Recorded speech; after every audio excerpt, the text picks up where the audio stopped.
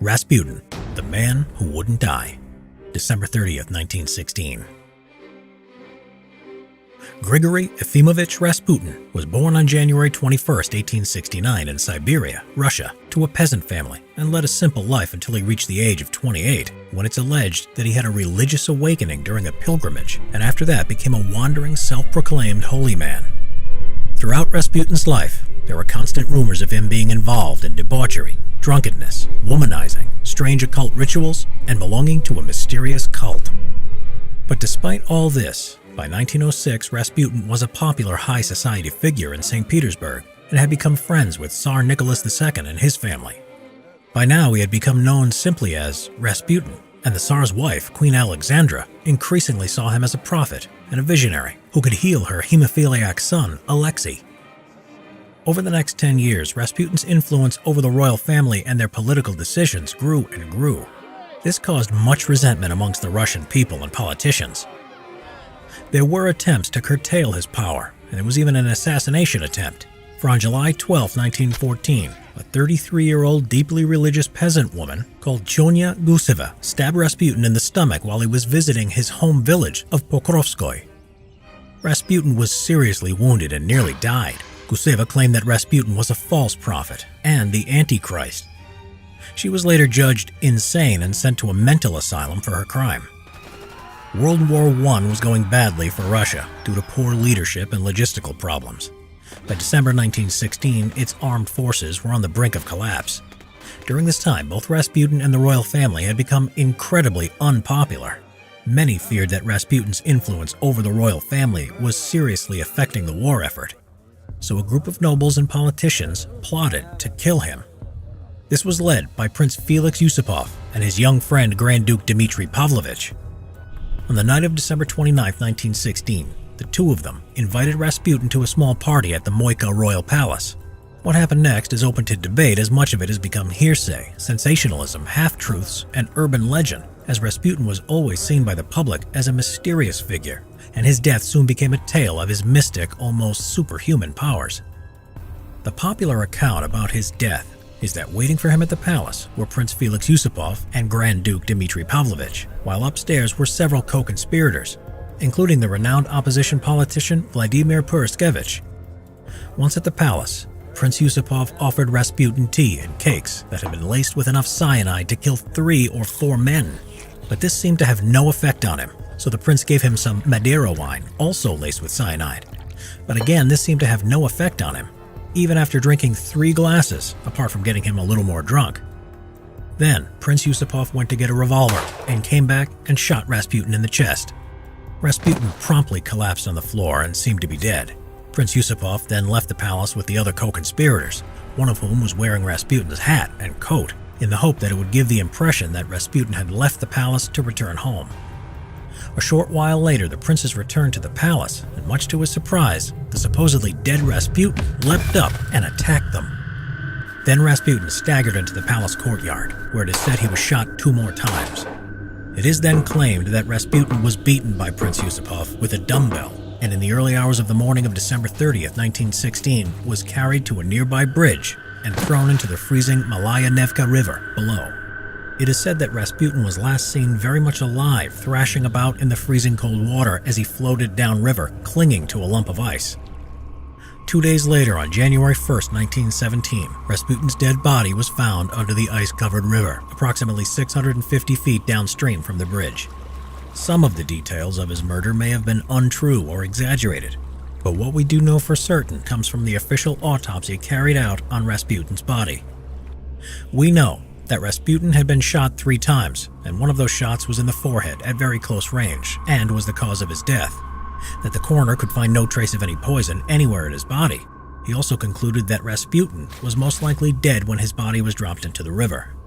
There were also deep cuts and bruising on his body, but they were not believed to be from a beating as commonly claimed, but to have been done post-mortem when Rasputin's body was dumped into the river through a fishing hole that had been carved into the iced-over river.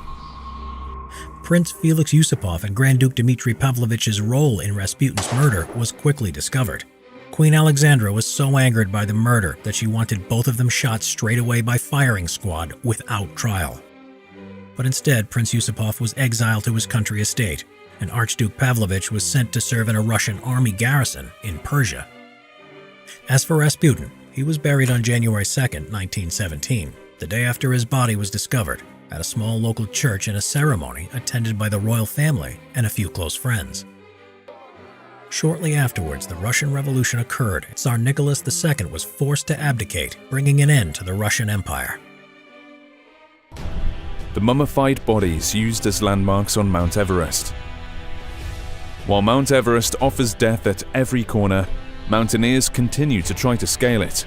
It is unknown how many bodies are on the mountain, but some say there are more than 200.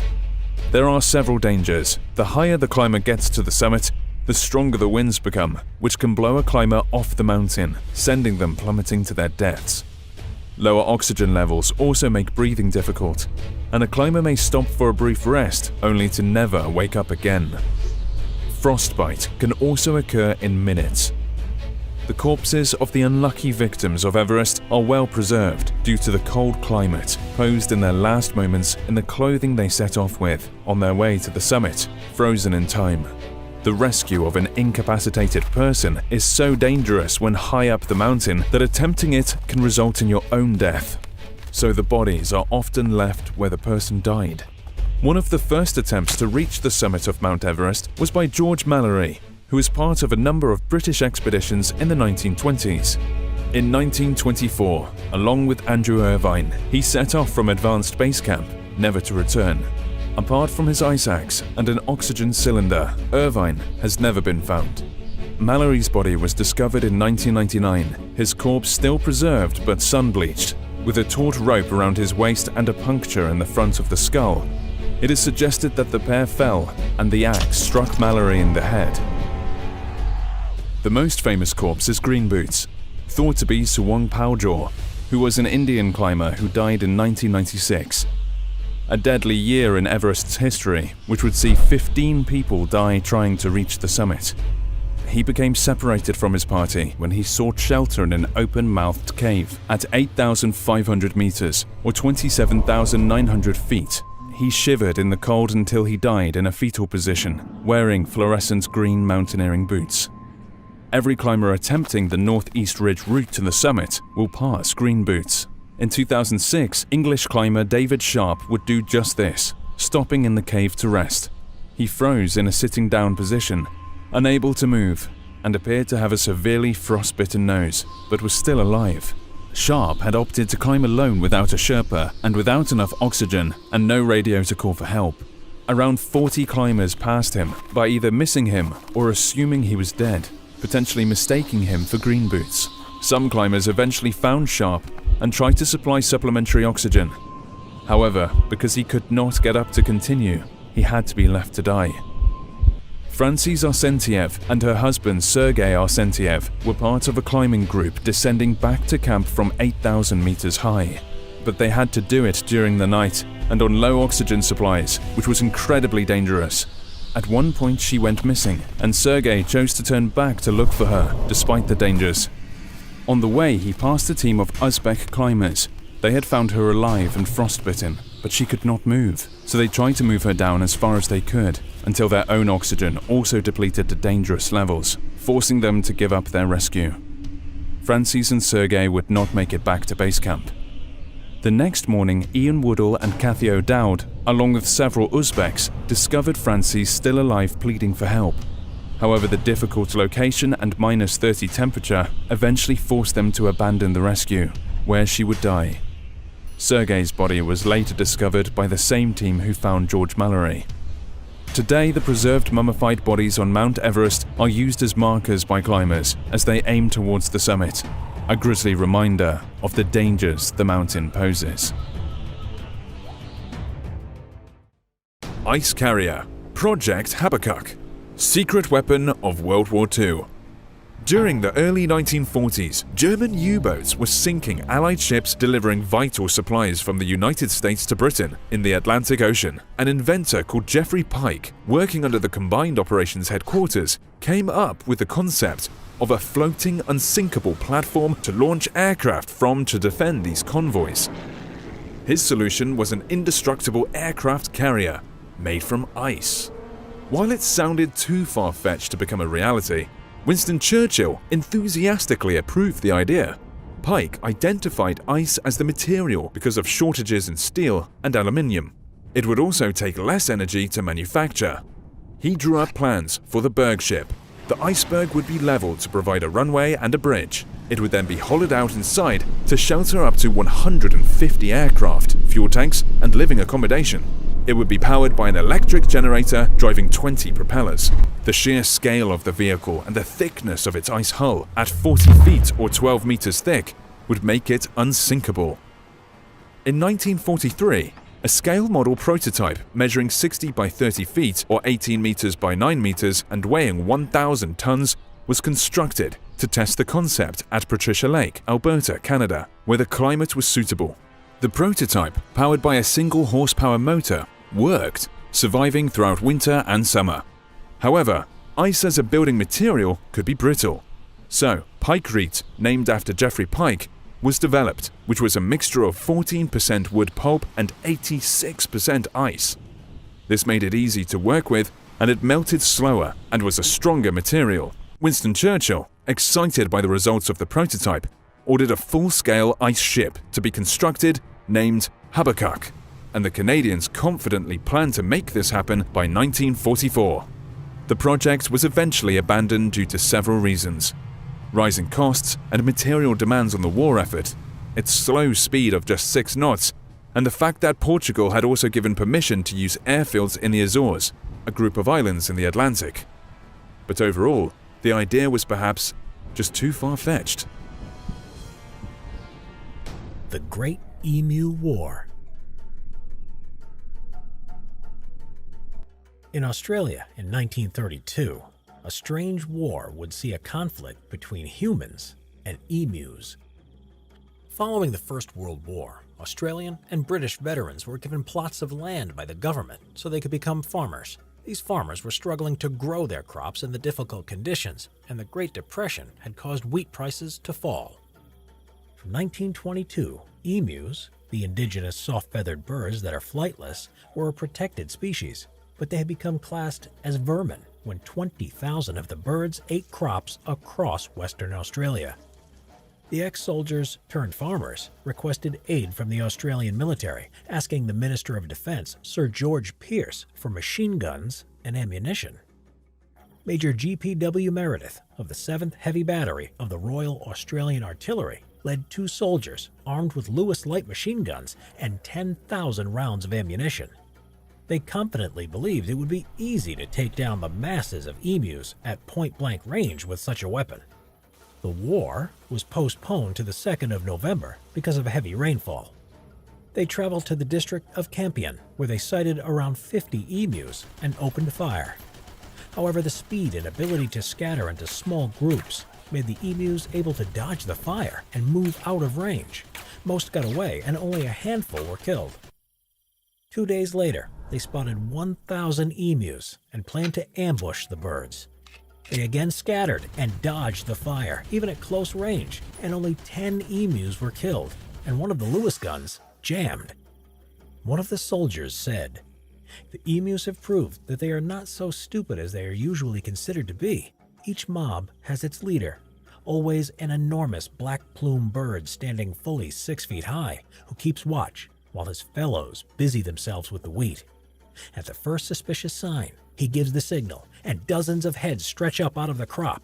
A few birds will take fright, starting a headlong stampede for the scrub, the leader always remaining until his followers have reached safety." The next tactic was to mount one of the Lewis guns on a truck. This failed too because the ride was bumpy and the emus were too fast, making accuracy impossible. The idea came to an end when a lone emu got caught in the steering wheel. On November 8th, after the negative media coverage at the humorous failure to cull the emus and discussion in the Australian House of Representatives, the group withdrew. They had used up 2,500 rounds of ammunition and killed just 200 emus. Major G.P.W. Meredith said in retrospect, "If we had a military division with the bullet-carrying capacity of these birds, it would face any army in the world. They can face machine guns with the invulnerability of tanks."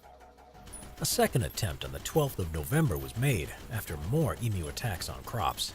It was more successful, claiming 986 kills using 9,860 rounds at a rate of 10 rounds per confirmed kill. Given these poor efforts, in the end it was the emus that were victorious in the Great Emu War. It was only after the government introduced bounties on the emus in 1934 that the mass culling was effective. Today, emus are protected under the Environment Protection and Biodiversity Conservation Act of 1999. The actress kidnapped by Kim Jong-il to make movies for North Korea. The year was 1978, and a freighter was secretly heading from Hong Kong across the East China Sea to Pyongyang, the North Korean capital. On board was a most precious and unusual cargo: the iconic South Korean actress, 52-year-old Choi Yun-chi, who had just been kidnapped by the North Korean Secret Service. Throughout the 1950s and 60s, Choi had been immensely popular in South Korea. She founded a film company with her husband and director, Shin Sang-ok, and made over 130 movies, winning numerous awards including the prestigious Grand Bell Award, which is regarded as the South Korean version of the Oscars. Choi's career suffered after her divorce from Shin. In 1978, in an attempt to revive her now failing acting career, she flew to Hong Kong to meet with what she thought was a businessman who wanted her involvement in a new film production company he was setting up.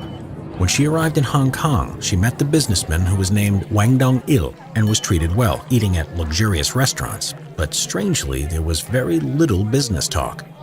Choi also noticed that there were always strange men following her from a distance taking photos. A few days later, she was greeted by a business associate of Wang named Lee Sang-chi, who was accompanied by her daughter. They were to keep Choi entertained while Wang was occupied with a business matter. After some sightseeing and shopping, Choi Yun-chi was lured by Lee to Repulse Bay for another potential opportunity to meet a businessman who would help her run a performing academy. But it was a trap, and all of a sudden 2 men grabbed Choi, sedated her, and bundled her into a speedboat. Choi Yun-chi had been kidnapped by the North Korean Secret Service. So why had this celebrity been kidnapped by the North Korean communist regime? Well, it was on the instruction of the son of the North Korean dictator at the time, Kim Jong-il. It was said he was mad about movies and not only saw their potential for spreading internal propaganda, but also to help promote North Korea and its values overseas. Kim Jong-il is said to have owned over 15,000 films. He particularly liked the James Bond movies and was a big fan of Sean Connery. He wanted to improve the North Korean movie industry, which he saw as full of ideology and dogma. And he was impressed by the movies of capitalist countries, even praising them because of the work ethic behind the industry. To do this, he felt he needed fresh, established talent from the capitalist South, which could transform the stagnant North Korean movie industry, and this became his reasoning for kidnapping Choi. Once Choi had arrived in North Korea after her abduction, Kim Jong-il imprisoned her in isolated, luxurious guarded accommodation. Then he spent the next 5 years trying to impress and spoil her by taking her to lavish parties, grand government ceremonies, and giving her expensive gifts. She was given a tutor to teach her of the virtues of the North Korean state, and much emphasis was put on showing her the cultural wonders of the regime over the next few years. Choi was taken regularly to operas, musical pageants, museums, and historical landmarks. In the meantime, Choi's ex-husband, Shin Sang-ok, a renowned film director with whom she had made some of her best movies with, became worried that he had not heard from his ex-wife for 6 months, so he decided to fly to Hong Kong to find her. Once there, he too was kidnapped by the North Korean Secret Service, who took him to Pyongyang. But he was treated more harshly and resisted being indoctrinated. After 2 failed escape attempts, he was put in prison for 2 years as punishment and tortured. It was not until 1983, during a banquet that Kim threw, that Choi and Shin were reunited by the North Korean regime and became aware they had both been in the same situation, kidnapped 5 years before. Kim Jong-il insisted they both started making movies together for his regime and demanded they both remarry each other to give the project an air of respectability. It's claimed that he wrote the first movie that Shin was to direct for him, in 1984, called An Emissary of No Return. It was a period drama set in 1907 about a Korean emissary who tries to win Western support against the Japanese occupation of Korea at the time. The movies Choi and Shin made were surprisingly varied, though most had an anti-Japanese or anti-capitalist undertone to them, such as 1985's moralizing fantasy musical The Tale of Shim-Chong. In the same year, Shin made his last and most expensive North Korean movie. This was called Pugasari. It did not star Choi and was about a Godzilla-type creature running amok. A Japanese crew who had worked on Godzilla created the special effects after being tricked into thinking they were working on a Chinese movie. Overall, the movies the pair produced for the North Korean regime were cheap and poorly made, though one of the films, the 1985's Salt, did receive some acclaim. Choi won the Best Actress award for it at the 14th Moscow International Film Festival, and it also got surprisingly good reviews by international critics. Then, after nearly 10 years of being in North Korea, the couple managed to give their bodyguards the slip. On their way back from attending the 1986 Berlin Film Festival, they stopped in Vienna, Austria, where they escaped to the U.S. Embassy to request political asylum. For decades, the U.S. government was aware of the problem with North Korea abducting people. It's estimated that at least several hundred people have been kidnapped since 1953, though some sources claim the true figure is as high as 3,800 people. It's theorized that North Korea did this for a number of reasons, but chiefly to steal people's identities and get them to teach North Korean intelligence officers the customs and languages of their native countries. Choi and Shin were both granted asylum and lived quietly in America until 1999. Choi never made any films ever again afterwards. But in 1992, Shin did make the low-budget American martial arts comedy Three Ninjas Knuckle Up under the name of Simon Sheen, although it was a commercial flop. Eventually, they felt it was safe enough to return to South Korea. On their return, Choi was treated with much reverence and nostalgia that in 2014, she was awarded by the Order of Cultural Merit. The Corpse, which still attends meetings. Strange stories in history. Jeremy Bentham was an English philosopher of utilitarianism and a social reformer. From 1769, when Bentham was just 21 years old, he requested in his will that upon his death, he wanted his body to be dissected by a friend, the physician and chemist George Fordyce. He had long hoped that the dissection of his body could further help to educate medical teaching in anatomical lectures. During his lifetime, medical research was developing into the science that we know today. In 1830, 2 years before his death, he developed this paper titled Autoikon, or Farther Uses of the Dead to the Living, which was part of his will. Bentham died on June 6, 1832, at age 84, at his home in Queen Square Place in Westminster, London, England. His friend and physician, Thomas Southwood Smith, followed Bentham's instructions to dissect his body and turn it into an autoicon for display at University College, London. The head was embalmed and his skeleton covered with a frame and stuffed with linen tow, with his favorite clothes placed over the top, and he was posed in a chair as if engaged in thought. But this wasn't the only request. Bentham wrote that his body, or autoicon, should be wheeled into meetings between friends and disciples, commemorating the founder of the greatest happiness system of morals and legislation. The myth developed here that his autoicon would be wheeled out to every university council meeting, where he would be listed as present but not voting. Bentham had imagined that autoicons could take part in theatrical performances and be made to move using strings and wires like a puppet, and for autoicons to replace statues and monuments to people. Bentham's autoicon was acquired by University College London on Gower Street in 1850, where it still sits to this day in a wooden box in the south cloisters of UCL's main building. Bentham wanted his head to be specifically mummified to resemble how he did when he was alive. Unfortunately, the embalming process did not go entirely to plan. Bentham's head preservation went badly because of the mummification process, which was based on the requested method used by the Maoris of New Zealand. Its suspension over sulfuric acid didn't help either. The result was a rotting and discolored head with glass eyes, which looked so bad that a wax head featuring some of the original hair was made as a replacement. Even though this was a macabre sight, the real mummified head nevertheless was eventually put on display, placed at the feet of the wooden box with the body, after it was found in 1898, suspended in the body's rib cage. It became the target for many student pranks, including, some say, football practice. In 1975, some students from King's College London stole the head and held it in ransom for £100, and then down to £10 to be paid to a charity shelter. It was eventually discovered all the way in a locker in an Aberdeen railway station in Scotland. Now it is locked away securely, refrigerated in the vaults of University College London. Many things probably influenced Jeremy Bentham's decision to be turned into an auto icon. One of these was his utilitarianism philosophy, which said that an action is right to be taken if it tends to promote the happiness of the performer and the people affected by the action. Or maybe his sense of humor, as it is said that he carried the 2 glass eyes in his pockets for 10 years to show friends what he was going to become. While the idea that he attends every university meeting is a myth, he does attend meetings every now and then during college anniversaries, but to do it every time would damage him beyond repair. Because of his vision that education should be more widely available to those who are not wealthy or part of the church, he is seen as the spiritual founder of University College London, where he is placed.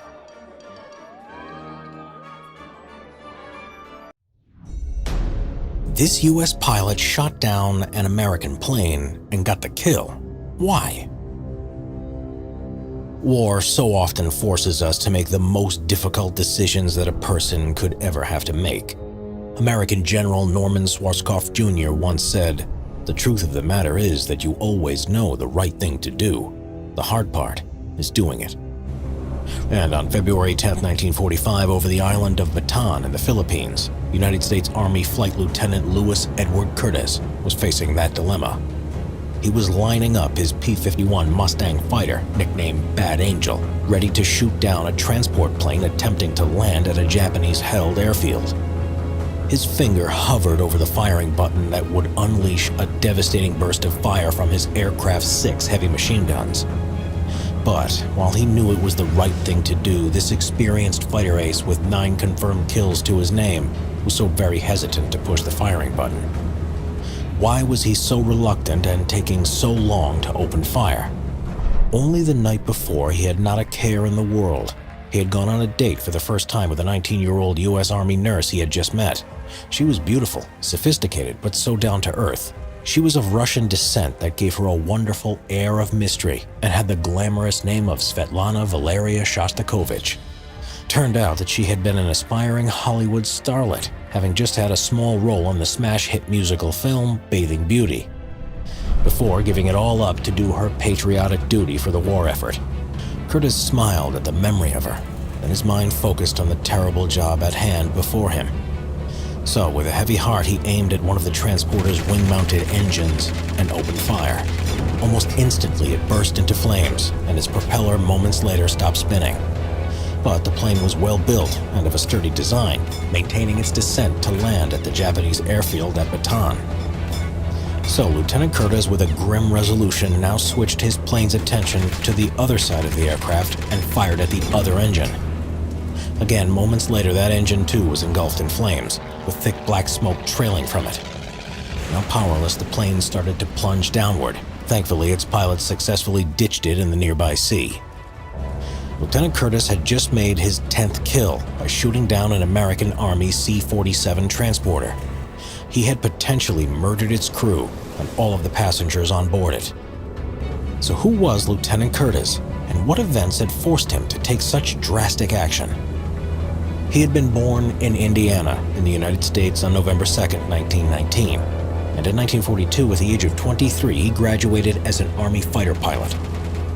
The following year, Curtis was sent to the war in Europe and served in both North Africa and Italy. There, he flew the twin-engine P-38 Lightning fighter with great success, and would amass 8 confirmed kills in less than 6 months, and was awarded 2 Distinguished Flying Cross medals for bravery.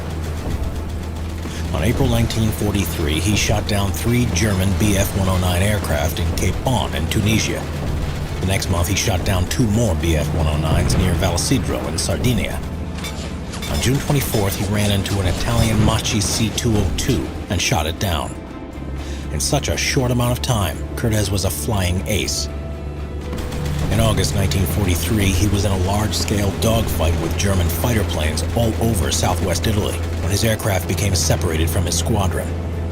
After shooting down one Bf-109, he saw a P-38 in trouble, so went to its aid and shot down another Bf-109, reaching the score of 8 destroyed and 2 damaged.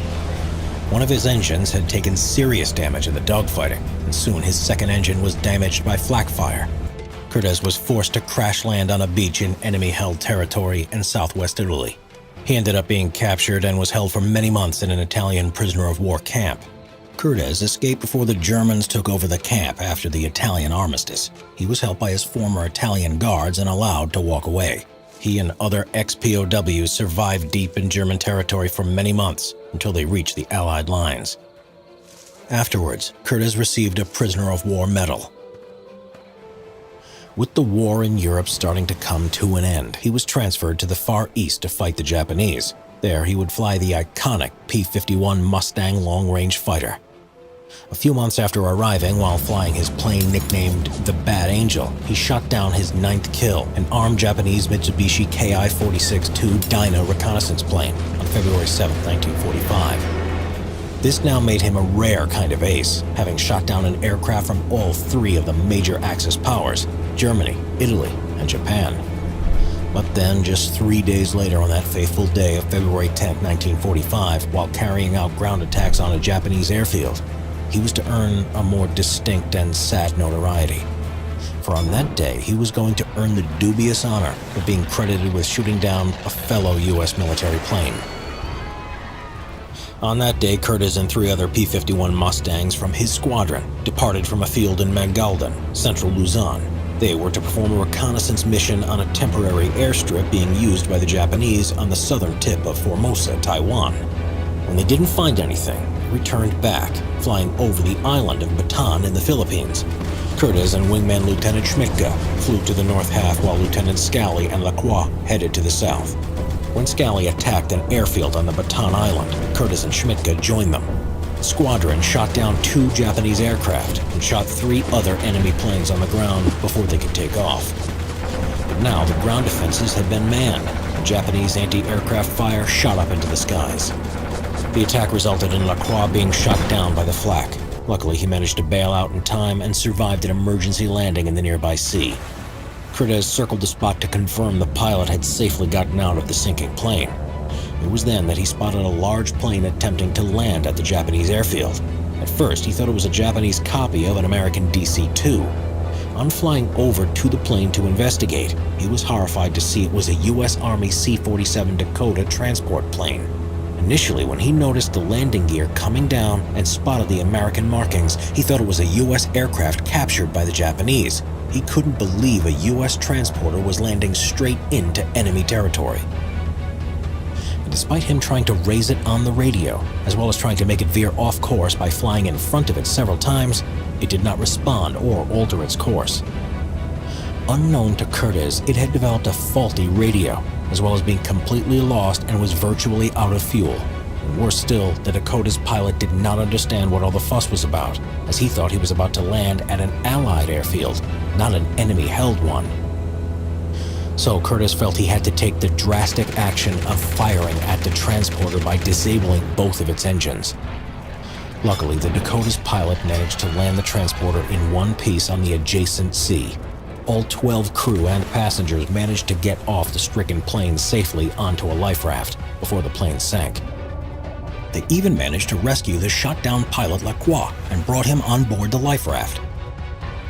With much relief, he circled overhead, offering them his protection for as long as he could.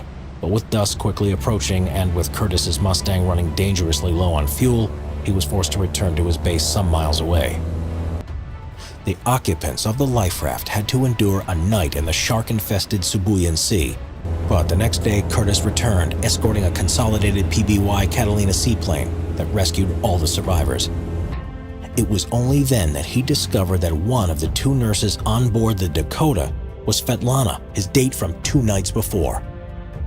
And in another twist, he was officially credited with shooting down the Dakota, thus earning him an American kill to his tally. Svetlana must have been the forgiving type, as they continued dating, and after the war, they married on the 2nd of April 1946. They stayed happily married until Curtis's death on February 5, 1995. just 5 days short of the 50th anniversary of him shooting down her plane.